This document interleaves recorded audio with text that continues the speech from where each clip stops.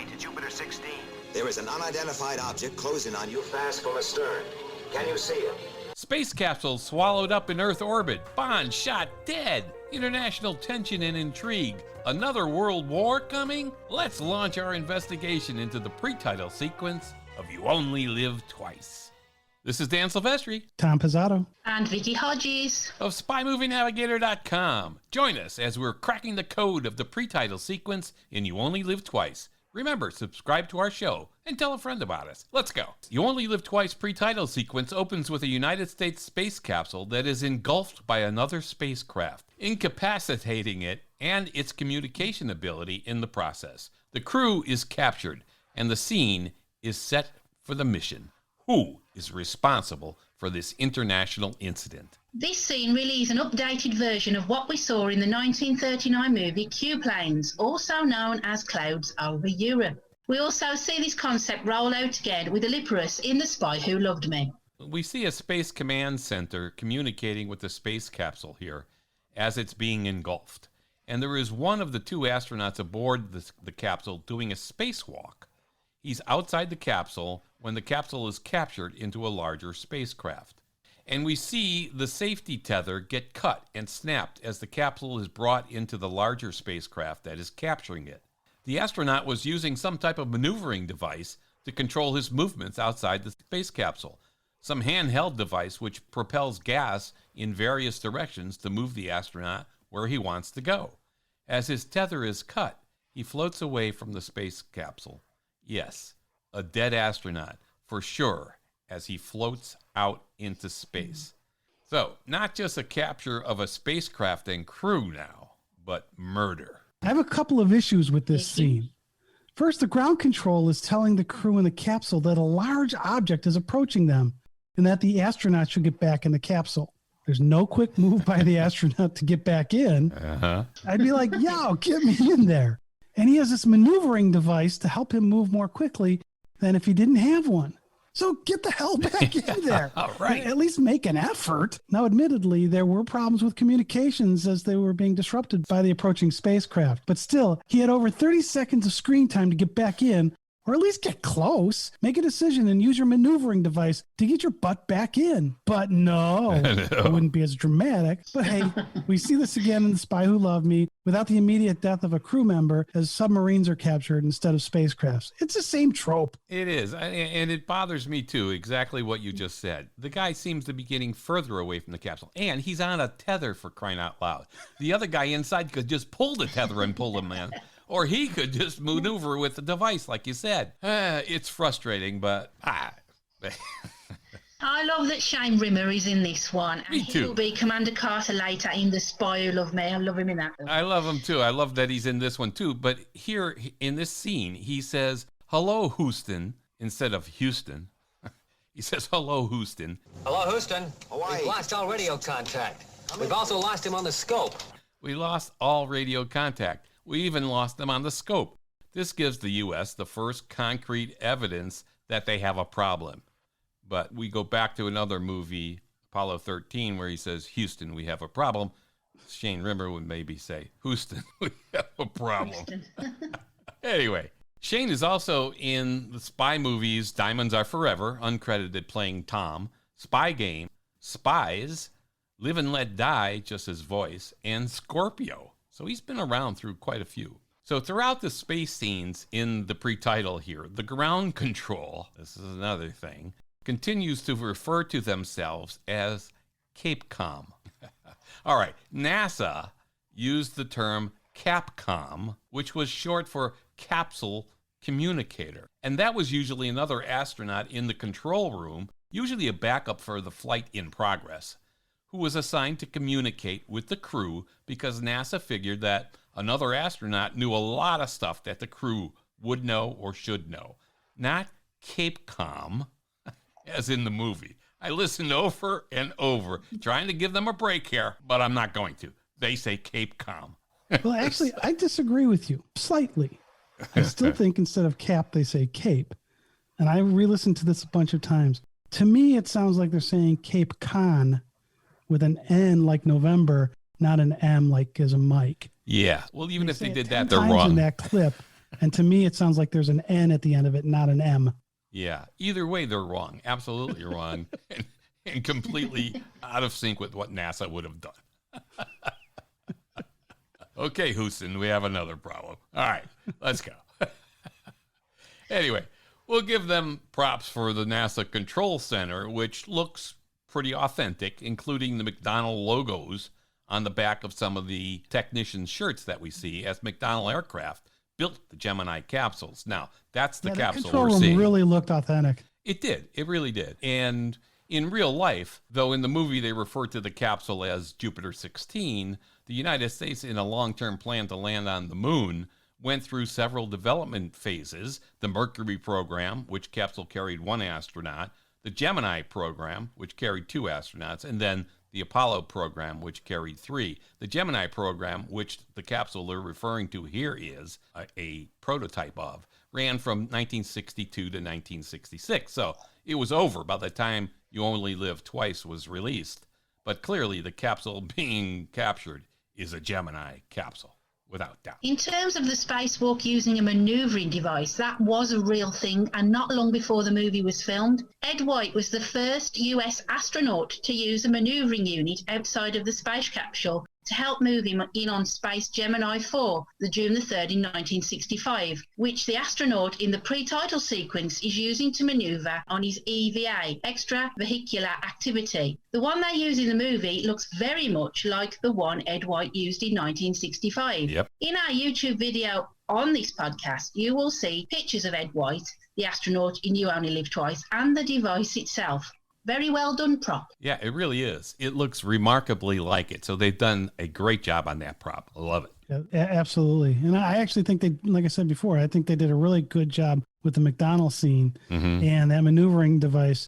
They did their homework on this one in terms of what this stuff's supposed to look like and be. And, you know, they've done that before too. So it's nice to see they continue to do that homework. Yeah, props to the color props Jupiter department. instead of a Gemini. I also wanted to add that what I really loved about the space part of the opening sequence is the music. It just adds to the drama that's unfolding on the screen. Loud, blazing horns. It's a brilliant soundtrack in this film and one of my favourites, composed by veteran John Barry.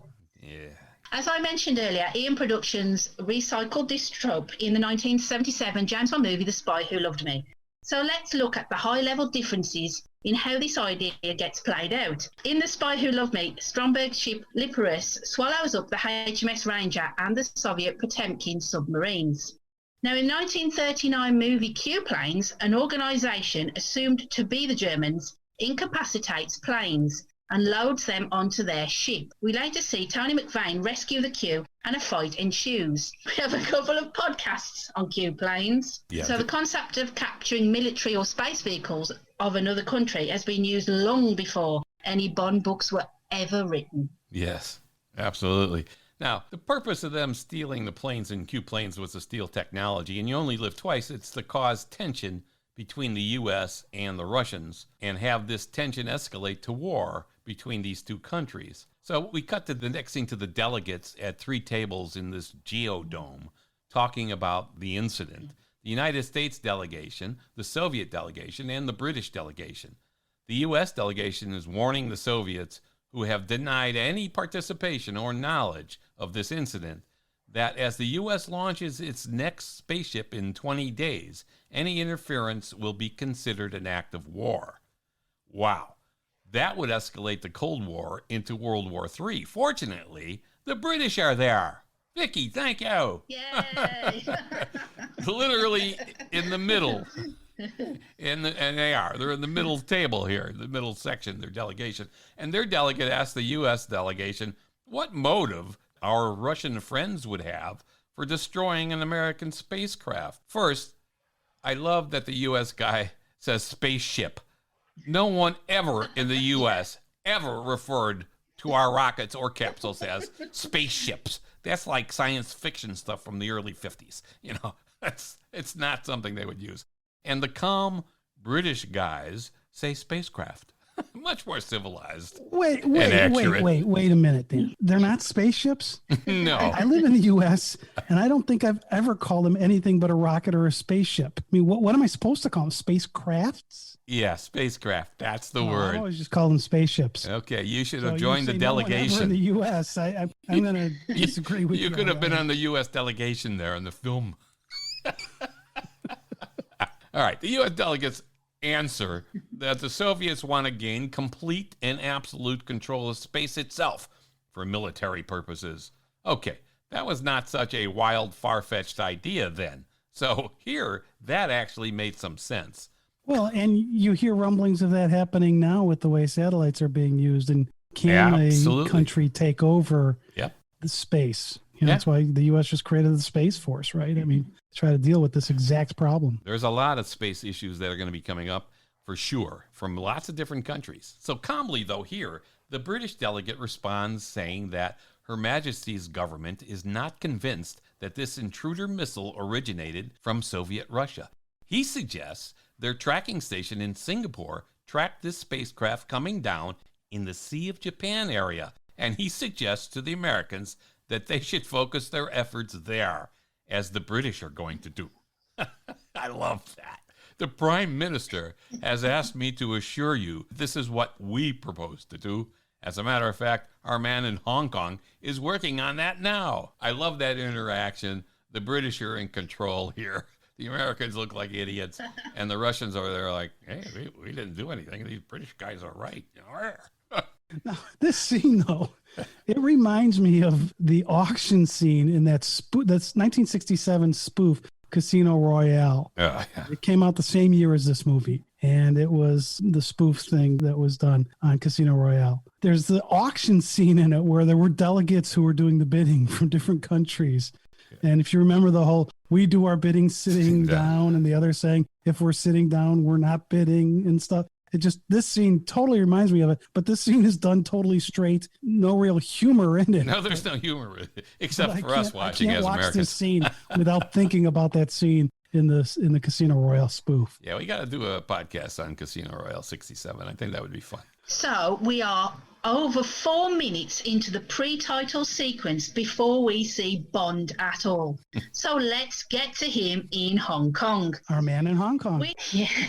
We see Bond in bed with a Chinese woman. They talk. It's obvious they have had fun. As Bond finished kissing her, watch his mouth. It's as though he's tasting something. He moves his mouth ever so slightly, including licking his lips. Then Bond asks why Chinese girls taste different from all other girls. Then Ling, who is played by Sai Chin, says to him, "You think we better her?" as she gets out of bed. Then you have to love Bond's line, indicating once again how polished, worldly, knowledgeable, and has been with many women. No, just different. Like Peking duck is different from Russian caviar. But I love them both.